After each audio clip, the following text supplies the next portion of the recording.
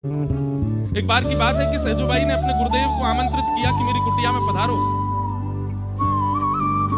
कहते हैं ठाकुर जी बोले आज सहजो की भक्ति की परीक्षा लूंगा मैं। कैसी परीक्षा हुई कि सामने से गुरुदेव आ रहे हैं और गुरुदेव के ठीक बगल में देखा ये कौन आ रहा है। तभी देखते हैं कि श्याम सुंदर चले आ रहे हैं, ठाकुर जी भी आ रहे हैं। ठाकुर जी मानो देखना चाह रहे हैं, चल सहजो आज दिखा दे कौन को पहले पूजेगी, कौन को पहले वंदन करेगी, कौन को पहले उपकार करेगी। मैंने खुद से पूछा, जब मैं सहजोबाई का प्रसंग पढ़ रहा था तो मैंने खुद से पूछा यदि कभी मेरे गुरु और गोविंद दोनों आ रहे होंगे तो मैं क्या करूंगा। आप भी पूछो, अगर आपके घर आपके गुरु भी आ रहे हैं और साथ में श्री राधारमण जी भी आ रहे हैं तो आप क्या करोगे। मैंने मुझसे जब खुद से पूछा कि मेरे घर अगर ऐसा होता तो मैं क्या करता, तो मेरे मन में उत्तर आया मैं गुरुदेव को भी अपने बगल में खड़ा करके ठाकुर जी का स्वागत करता। पर सहजोबाई ने ऐसा नहीं किया। सहजोबाई यहां पर पुष्प थाल लेकर के खड़ी थी, गुलाब जल लेकर के खड़ी थी, हाथ में पंखा लेकर के खड़ी थी, भीतर आसन बिछा रखा था, गुरुदेव आमंत्रित थे।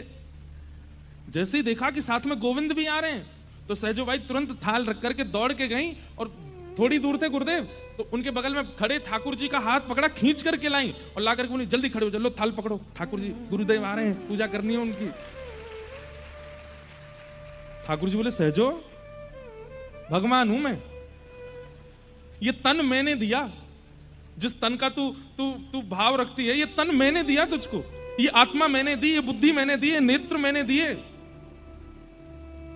सहजो कहती है तन आपने दिया, बुद्धि आपने दी, नेत्र आपने दिए, पर इनका सदुपयोग उन्होंने दिया है, इनका सदुपयोग तो उन्होंने दिया।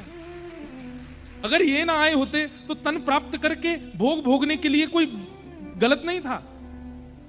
तन तो आपने कितनों को दिया है, जीव आपने कितनों को दी, आंख आपने कितनों को दी, कान तो सबको दिए, पर वो अपने समस्त अंगों से गलत क्रिया कर रहे हैं। इसलिए तन देने का अभिमान मत करो ठाकुर जी, चुपचाप खड़े रहो, गुरुदेव आ रहे हैं। ठाकुर जी स्तब्ध हो गए, सहजोबाई की भक्ति। ठाकुर जी बोले अंत तो गत्वा मेरे लिए ही तड़पेगी, मेरी प्राप्ति के लिए ही तड़पेगी। बोले तड़पूंगी क्यों, बोले क्योंकि मेरी प्राप्ति करना ही जीवन का सार है। बोले मैं भी वचन देती हूं कि मैं अपने गुरुदेव के आश्रय में रहकर के ठाकुर जी को तड़पा दूंगी, वो ही कहने लगेंगे कि सहजो आजा, मैं तैयार बैठा हूं तेरे लिए, मैं अपने गुरुदेव का आश्रय नहीं छोड़ सकती।